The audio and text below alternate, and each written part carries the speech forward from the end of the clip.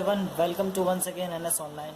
आज हम बात करने जा रहे हैं फोटोसिंथेसिस की। फोटोसिंथेसिस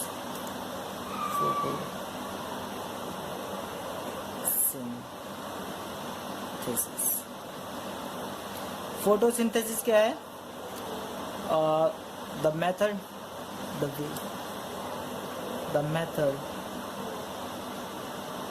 or process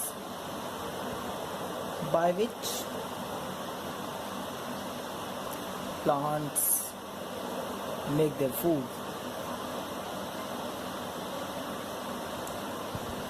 ठीक है ना? तो जिस प्रोसेस से अब प्लांट्स अपना खाना खुद बनाते हैं उसको हम बोलते हैं फोटोसिंथेसिस। अभी जो फोटोसिंथेसिस है वो दो पार्ट से कंपोज है, एक तो फोटो है और एक है सिंथेसिस। ठीक है ना? फोटो का मीन्स होता है लाइट, ठीक है ना? It means sunlight, it correspond to light और सनलाइट। और सिंथेसिस मतलब होता है फॉर्मेशन या बनाना। ठीक है ना?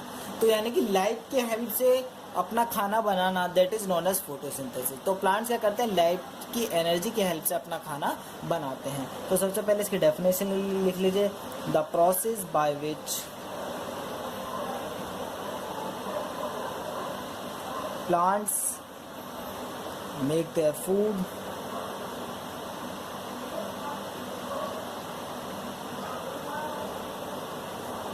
from inorganic substance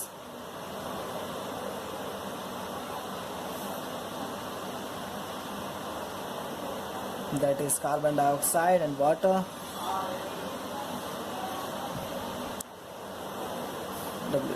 water with the help of sunlight energy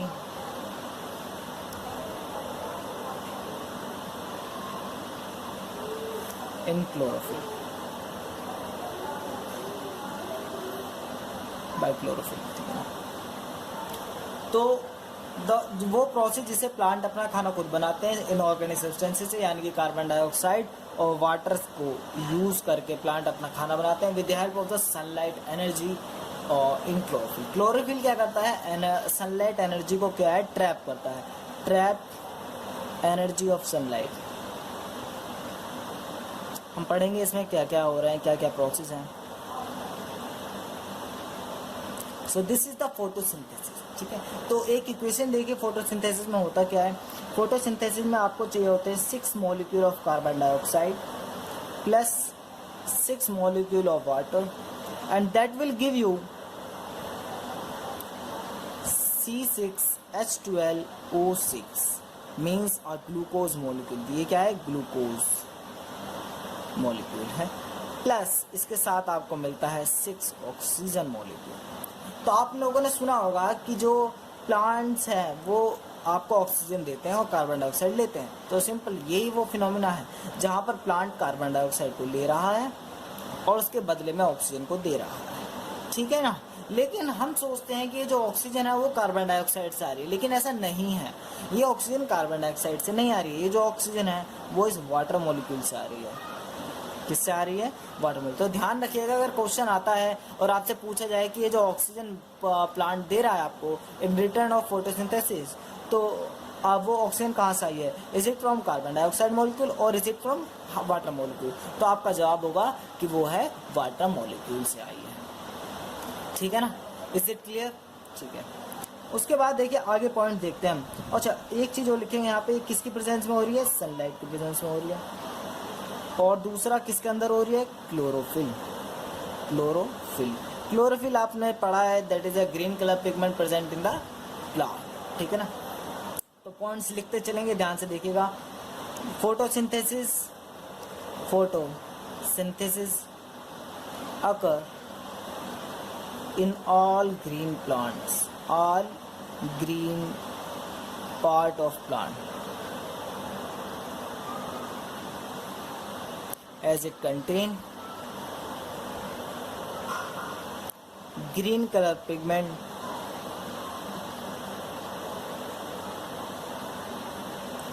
called chlorophyll.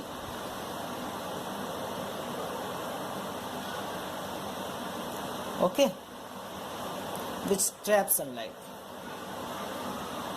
which trap sunlight energy. Okay ना, ये बात आई थिंक आपको क्लियर हो गई होगी। रेड कलर की लाइट जो होती है वो सबसे ज़्यादा सूटेबल होती है फोटोसिंथेसिस के लिए, ये देखा गया है एक्सपेरिमेंट के थ्रू, ठीक है ना। आपको पता है वाइट कलर की लाइट जो है 7 कलर विग्योर से कंपोज्ड है, उसमें से जो आपका रेड कलर का जो स्पेक्ट्रम है it will give the maximum photosynthesis, ठीक है ना। ओके, तो ये है हमारा फोटोसिंथेसिस। अब हम सारे पार्ट्स के बारे में बात करेंगे। पहले हम बेसिक पॉइंट्स देख रहे हैं, जैसे कि अब यहाँ पर कार्बन डाइऑक्साइड वाटर है, उससे बना ग्लूकोज। अब ग्लूकोज जो है जितना प्लांट को ज़रूरत होती है उतना तो वो यूटिलाइज कर लेता है, लेकिन जो बाकी का जो ग्लूकोज बच जाता है वो कहाँ जाता है, तो extra glucose is converted into starch, ठीक है, स्टोरेज ऑफ ग्लूकोज।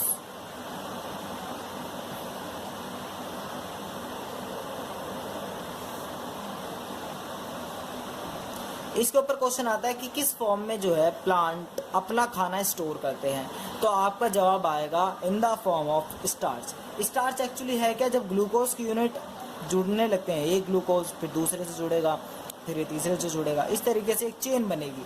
तो ये जो चेन होती है up to n number of glucose unit, this is called as starch, ठीक है ना। इसको बोलते हैं पॉलीसैकेराइड्स। क्या बोलते हैं इसको, पॉलीसैकेराइड। देखो कार्बोहाइड्रेट के बहुत सारे टाइप होते हैं, मोनोसैकेराइड, डाइसैकेराइड, पॉलीसैकेराइड। मोनोसैकेराइड में आते हैं ग्लूकोज और फ्रक्टोज, ठीक है ना। मोनो का मतलब है सिंगल यूनिट, तो ग्लूकोज क्या है, एक सिंगल यूनिट है C6H12O6 की। अगर ये दो यूनिट आपस में जुड़ जाए ग्लूकोज तो बन जाएगा माल्टोज, ठीक है। तो इस तरीके से ग्लूकोज फ्रक्टोज सुक्रेज बन जाएगा, ठीक है ना। तो अलग अलग टाइप होते हैं, तो ये मोनोसैकेराइड, डाइसैकेराइड। पॉली मतलब जब दो से ज्यादा यूनिट एक आपस में जुड़ जाए तो वो कहलाएगा पॉलीसैकेराइड। तो starch is a form of A polysaccharide.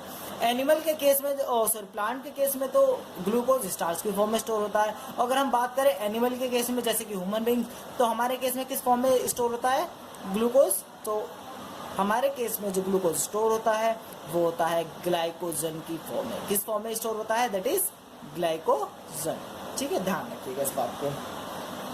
अब आगे देखिए और क्या बातें हैं इसके बाद में। तो फोटोसिंथेसिस है क्या, it is a conversion of,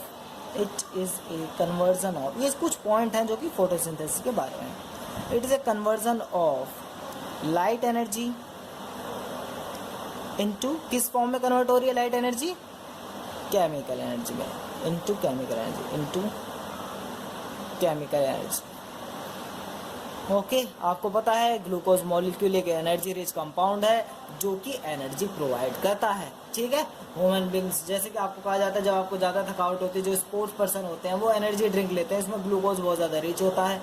तो ग्लूकोज पीने से क्या होता है, उनको सिंपल ग्लूकोज मिल जाता है जो कि ईजिली एब्जॉर्ब हो जाता है उनके ब्लड में, और इसलिए वो एकदम से एनर्जी, उनको इंस्टेंट एनर्जी प्रोवाइड कराता है।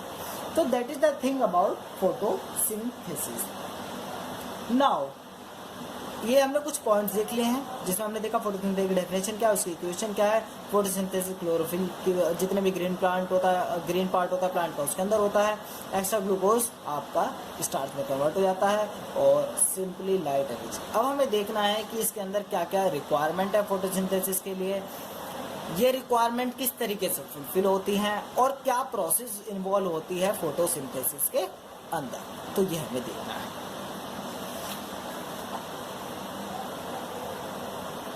तो सबसे पहले हम देखेंगे requirement for photosynthesis. Requirement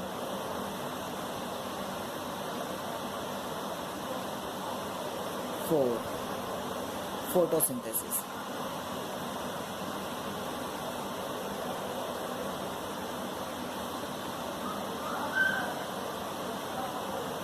requirement for photosynthesis अब हम देख रहे हैं। तो फोटोसिंथेसिस के लिए हमें क्या क्या रिक्वायरमेंट, तो फोटोसिंथेसिस होने के लिए 4 चीज़ों की रिक्वायरमेंट है जो कि हमने डेफिनेशन में भी देखी है। वो 4 चीज़ कौन कौन सी हैं आपको पता होना चाहिए, और that is carbon dioxide. Yes good, आपने से प्रेडिक्ट किया, that is carbon dioxide. Second, yes आपने फिर पहचान लिया, दैट इज वाटर यानी कि H2O। और थर्ड क्या simple, that is sunlight. Sunlight energy नहीं होगी तो हम कन्वर्ट कैसे करेंगे, simple. And the fourth one, या यस यस सोचिए और शायद आपको पता भी हो, that is chlorophyll. So we have a carbon dioxide, we need to be carbon dioxide, water, sunlight और क्लोरोफिल। ये 4 रिक्वायरमेंट है फोटोसिंथेसिस के लिए। अगर एक भी नहीं होगी तो फोटोसिंथेसिस नहीं होने वाला है। अब हमें ये देखना है कि रिक्वायरमेंट तो पता चलिए। ओके, रॉ मटेरियल क्या है फोटोसिंथेसिस के लिए, ये है रॉ मटेरियल। रॉ मटेरियल यानी कि जिससे ये सब काम होने वाला है। रॉ मटेरियल जिसके ऊपर आप काम करेंगे। जैसे कि आपको पता है मशीन से अगर आपको कुछ बनाना है, जैसे कि आपको मान लीजिए एक लोहे का बॉक्स बनाना है, आयरन का एक बॉक्स बनाना चाहिए, तो आप क्या करेंगे, पहले आयरन को मशीन में डालेंगे, ठीक है। तो आयरन क्या है, वहाँ पे रॉ मटेरियल है, उसके ऊपर आप डिफरेंट प्रोसेसेस अप्लाई करेंगे जिससे कि आपका जो है डिजायरेबल प्रोडक्ट मिले। तो इसी तरीके से कार्बन डाइऑक्साइड और वाटर जो है वो हमारा रॉ मटेरियल है जिसको हम फोटोसिंथेसिस के लिए डालेंगे, मतलब प्लांट लेगा और उसको कन्वर्ट करेगा एक डिजायरेबल प्रोडक्ट में, दैट इज ग्लूकोज, जो कि हमारे यहाँ पे ग्लूकोज मॉलिक्यूल होता है। अब हमें देखना है कि कौन सा कहाँ से मिल रहा है। अगर आप सिंपली देखते हैं तो सबसे पहले देखते हैं carbon dioxide.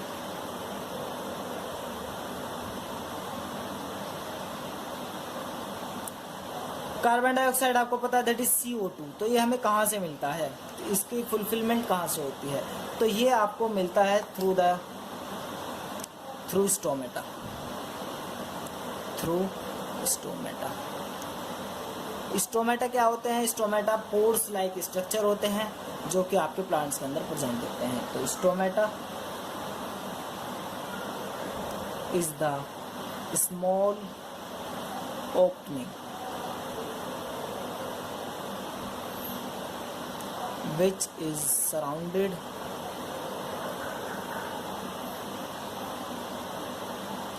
and controlled by guard cell। Guard cells होती हैं स्टोमेटा के अराउंड। अभी मैं डायग्राम बना करके दिखा दे रहा हूँ बस अभी आपको।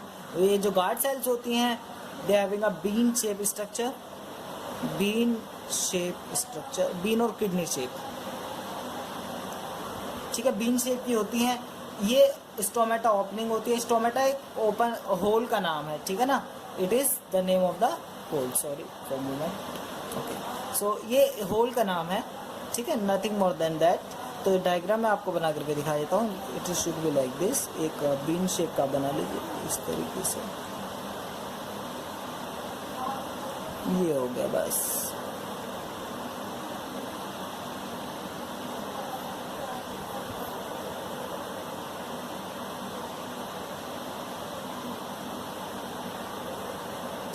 सो this is the very small diagram of stomata. तो ये जो पोर है, जो आपको दिख रहा है ना, ये पोर, ये जो है ये, this is called as stomata.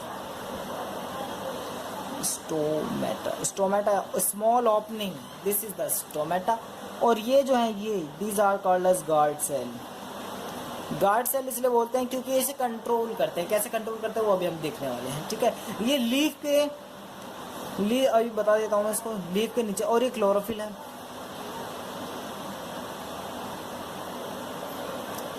अब देख लेते हैं इसके बारे में, पढ़ लेते हैं क्या है, ठीक है ना। तो stomata is the small opening, this opening is called stomata and these are the guard cell surrounding this stomata. Now stomata is present in leaves, लिखते चलिएगा साथ में, प्रेजेंट्स इन लीफ और ग्रीन स्टेम। जो भी जितना भी ग्रीन पार्ट होता है प्लांट के अंदर, वहां पर ये स्टोमेटा और क्लोरोफिल दोनों ही चीजें प्रेजेंट होगी, क्योंकि वहां पे फोटोसिंथेसिस होना है। अब क्योंकि अगर वहां पे फोटोसिंथेसिस होना है तो सिंपली कार्बन डाइऑक्साइड की तो रिक्वायरमेंट पड़ेगी। जो कार्बन डाइऑक्साइड की जरूरत पड़ेगी तो उसको लेना पड़ेगा। तो उसके लिए कहाँ से ले सकता है, वो स्टोमेटा से ही ले सकता है, यानी कि सराउंडिंग से, through stomata from air, surrounding air, from surrounding air. तो सराउंडिंग एयर से मिलती है। कहाँ से मिलती है, सराउंडिंग एयर से आपको क्या मिलती है, कार्बन डाइऑक्साइड मिलती है। नाउ अब आगे देखिए, तो stomata is present in leaf और ग्रीन स्टेम, ठीक है। बिसाइड दैट, अब इसको देखे कंट्रोल कैसे करते हैं। गार्ड सेल हमने पढ़ा था, कंट्रोल्ड बाय गार्ड सेल, हमने देखा कंट्रोल्ड बाय गार्ड सेल। तो गार्ड सेल किस तरीके से कंट्रोल करती हैं, इसको अब हम देखने जा रहे हैं। तो गार्ड सेल कैसे करती हैं, थ्रू हाइड्रोलिक प्रेशर,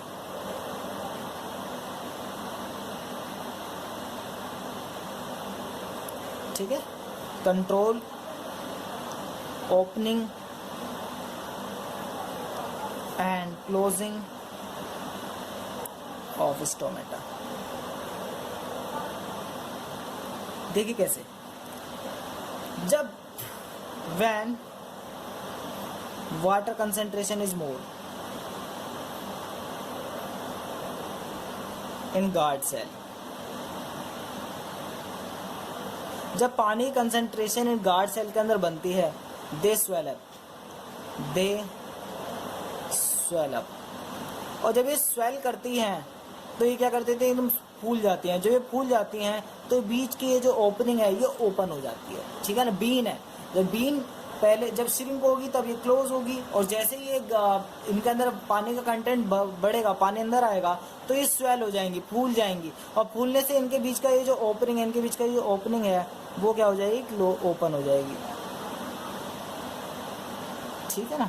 तो ये इनके जैसे ही स्वेल करेंगी तो इनके बीच की जो ओपनिंग है ये ओपन हो जाएगी, और जैसे ही ओपनिंग ओपन हो जाएगी तो जो कार्बन डाइऑक्साइड है जो कि एयर के अंदर प्रेजेंट है वो अंदर आना स्टार्ट कर देगी, ठीक है। So that is the way carbon dioxide जो है वो प्लांट एक्वायर करता है। इसी के साथ साथ जब ये कार्बन डाइऑक्साइड अंदर आ रही है तो उसके साथ साथ वाटर बाहर भी आता है, क्योंकि पोर्स खुल गए हैं तो वाटर बाहर भी तो आएगा, ठीक है ना। So when concentration is more in the guard cell, they swell up and stomata open, leads to entry of carbon dioxide and loss of water, ठीक है। दूसरा, and also excretion of oxygen, oxygen को बाहर भी excrete out कर देता है ये, ठीक है ना। तो दोनों ही काम यहाँ पर होते हैं। उसके बाद जो ऑक्सीजन बनी है फोटोसिंथेसिस की प्रोसेस में उसको भी बाहर निकालना, तो वो भी स्टोमेटा के through. When water concentration is low,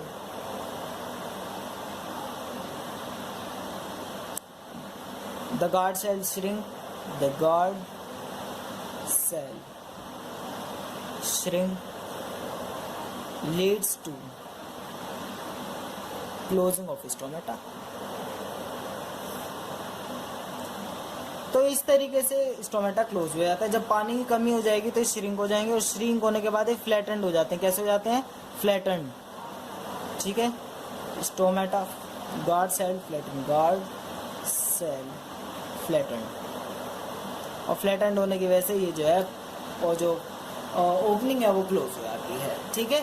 so this is the way how carbon dioxide gas is acquired by stomata plant, sorry.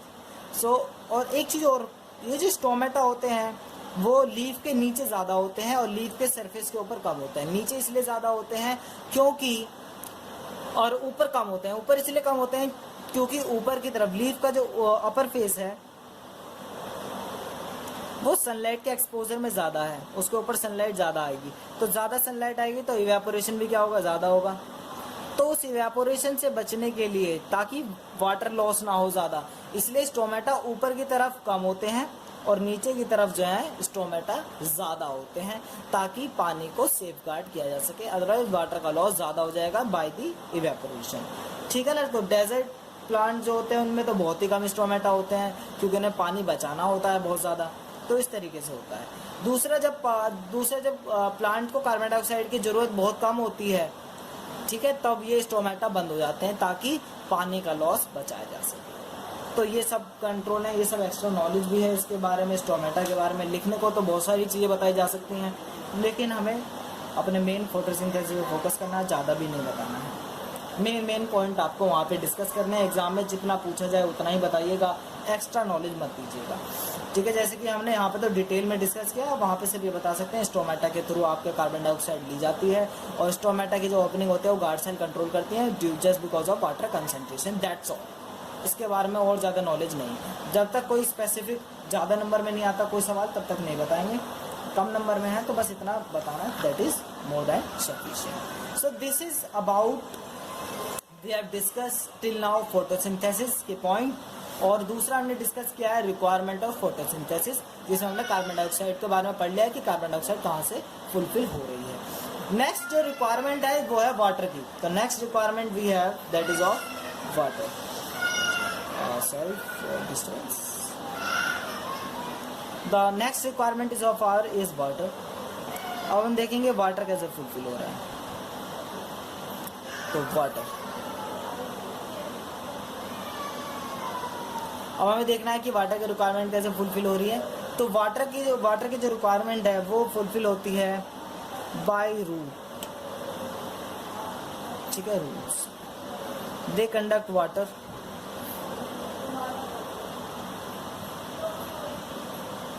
Bye the help of xylem.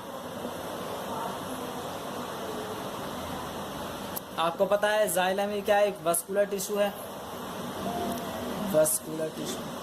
Vascular tissue मतलब कंडक्टिव टिश्यू जो कि transportation में help करते हैं। तो xylem tissue आपने पढ़ा है पहले 9th क्लास में, आपने पढ़ा था कि जाइलम टिश्यू क्या होता है, पानी के कंडक्शन में हेल्प करता है।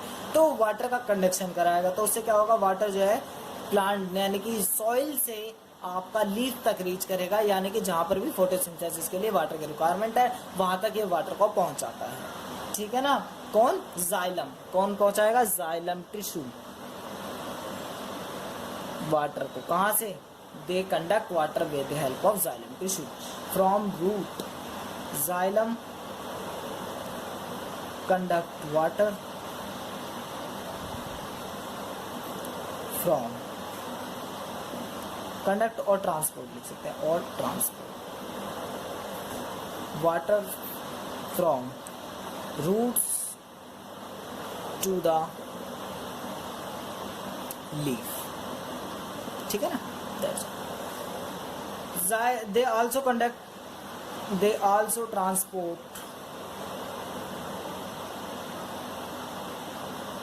Minerals, nitrogen etcetera from soil.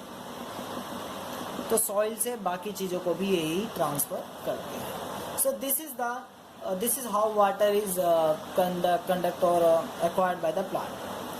Sunlight आपको पता है, सनलाइट तो इसके बारे में तो बताने की जरूरत ही नहीं है कि सनलाइट कहाँ से मिल रही है। सनलाइट तो सराउंडिंग द एक्सपोजर है, वो तो वहाँ से मिल जाएगी। दूसरा क्लोरोफिल, क्लोरोफिल आपका जो प्लांट की जो सेल्स होती हैं उनके अंदर प्रेजेंट होता है, ठीक है ना। अब मैं आपके लिए एक डायग्राम बना देता हूँ ताकि आप इसको और भी अच्छी तरीके से समझ सकें।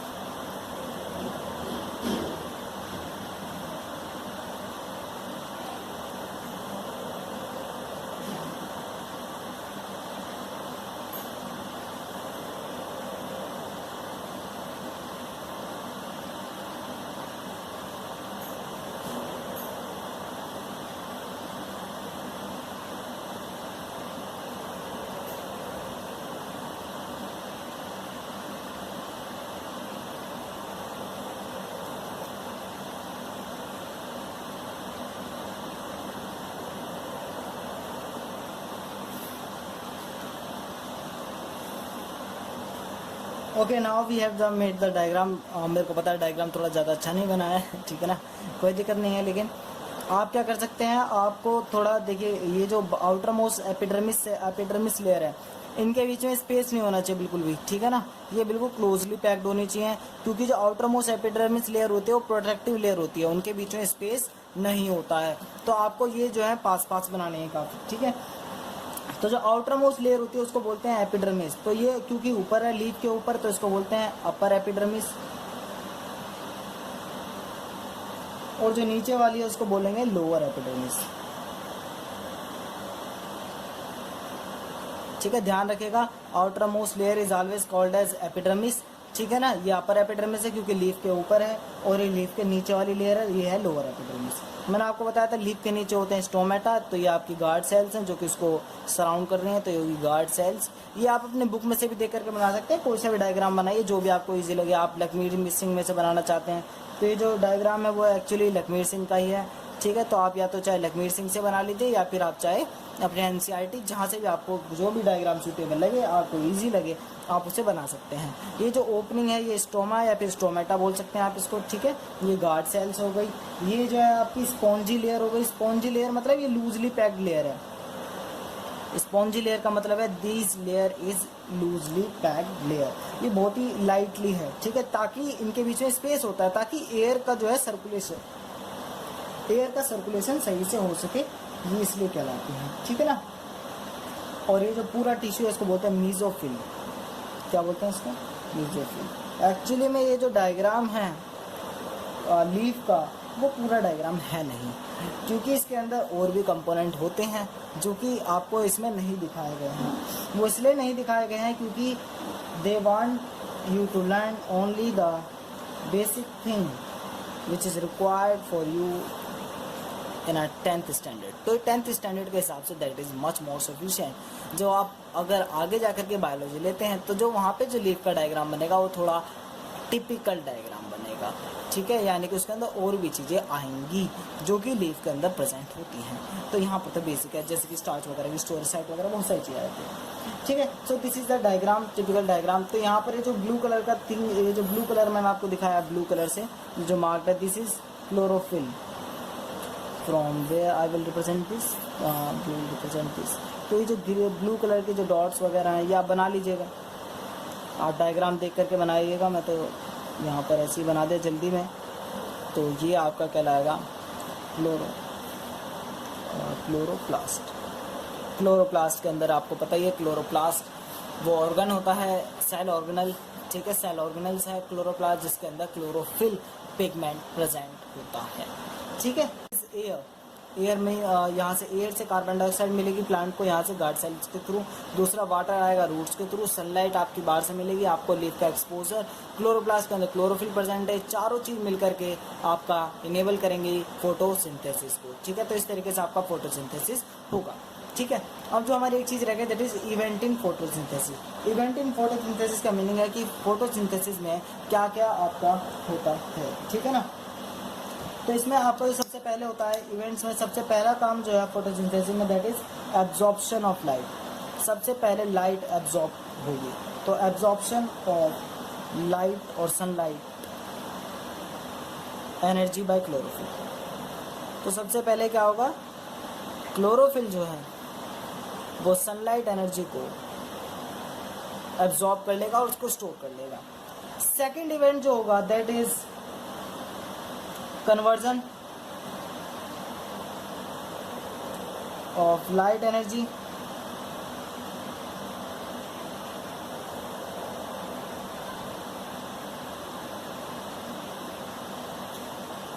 और सॉरी एक मिनट, कन्वर्जन नहीं है, आप इसमें लिखिए use of light energy. Use of light energy in splitting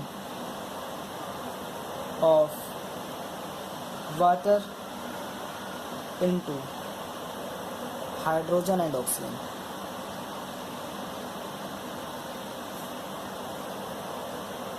ठीक है, ध्यान से देखिएगा। सबसे पहले क्या हुआ है, एब्जॉर्प्शन हुआ है सनलाइट का, और उसके बाद क्या हुआ है, इस लाइट एनर्जी से जो है स्प्लिटिंग हुई है वाटर मॉलिक्यूल के इनटू हाइड्रोजन एंड ऑक्सीजन। यानी कि ये जो सनलाइट की एनर्जी है वो यूज़ होती है वाटर के मॉलिक्यूल को ब्रेक करने के लिए। जब वाटर का मॉलिक्यूल ब्रेक होगा उसको H2O से वो डिवाइड कर देगा अलग अलग, ऑक्सीजन हाफ O2 प्लस और हाइड्रोजन। तो ये दो पार्ट इसके अलग अलग हो जाएंगे, ठीक है ना। H+ वगैरह होता है, वैसे तो 2H+ होता है ये, ठीक है। इसको लिखिएगा मत, इसको समझ लीजिएगा वैसे। स्प्लिटिंग ऑफ वाटर, क्योंकि इसका मैकेनिज्म हमें यहाँ नहीं करना है, मैकेनिज्म आपका 11th क्लास में है। तो splitting of water into hydrogen and oxygen में हो जाता है। इसका जो थर्ड पॉइंट है, थर्ड पॉइंट में होता है आपका, यानी कि third event, reduction of carbon dioxide by hydrogen to convert it into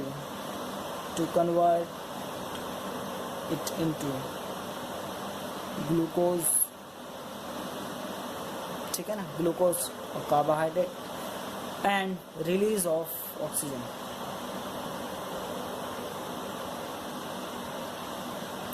तो यहाँ पर क्या होता है, रिडक्शन होता है कार्बन डाइऑक्साइड का हाइड्रोजन के साथ, यानी कि कार्बन डाइऑक्साइड, हाइड्रोजन जो है कार्बन डाइऑक्साइड को रिड्यूस कर देता है और बनाता है ग्लूकोज। क्या बनाता है, ग्लूकोज बनाता है, ठीक है ना।